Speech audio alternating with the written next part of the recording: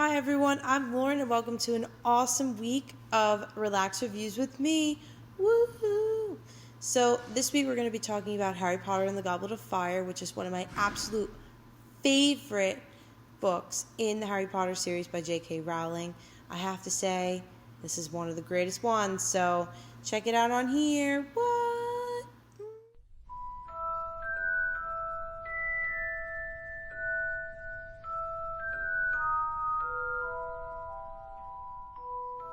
Harry Potter and the Goblet of Fire is about Harry, Ron, and Hermione coming back for their fourth year of Hogwarts, and this year's a little bit different because the Triwizard Tournament comes into play, which is a tournament of 3 separate rounds of 3 different students from 3 different schools. Get it? Try, huh? 3 different students of 3 different schools competing against one another for eternal glory. So, what is awesome about this book is that, Harry is not the center of attention for at least one book, or at least you think.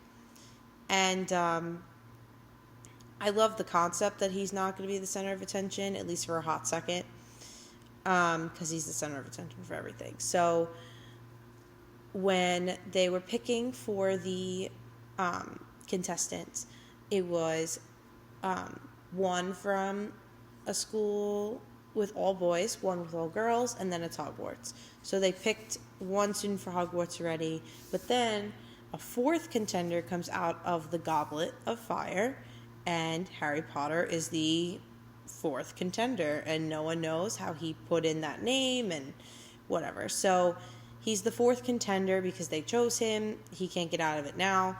So it's 4 students in 3 rounds, and they all are competing for eternal glory.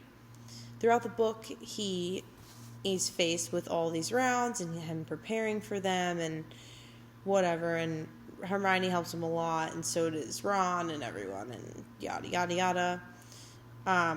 What I found interesting about this book was the actual games portion of the book. So, it was just a different idea altogether, as opposed to them just going to school, finding a problem, them solving that problem, and then they leave to go home. It's all game throughout the entire series, and you're forgetting that there's even a problem going on because there's an entire game happening in the entire book.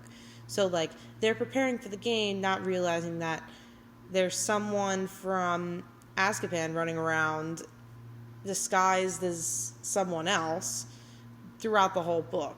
They're not realizing that there's more trouble there than there actually is, and they don't even put together why Harry is even in the games in the first place until you find out in the end, and it's awesome. But I just love that concept of it just being a whole game and you not even realizing that there's a whole different thing going on at the same time.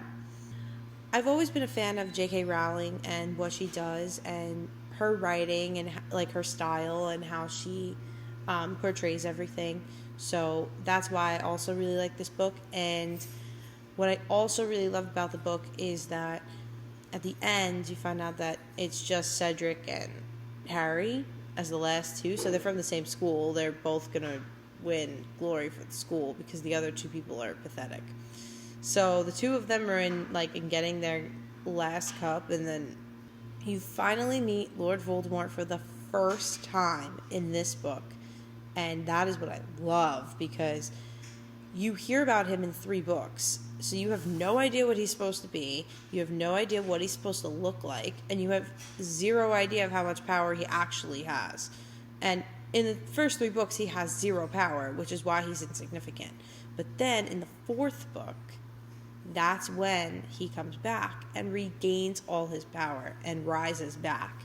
So I found this very interesting because she finally writes about Harry's nemesis from the first 3 books that you hear about.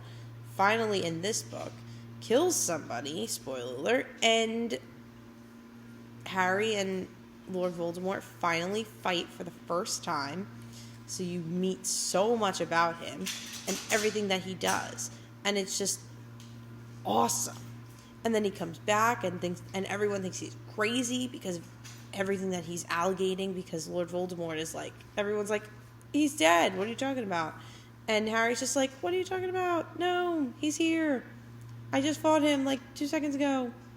So I just like the whole plot of this story, and I thought there was nothing like any other of the books. And the next book that I'm going to be talking about is the worst one because it's so slow.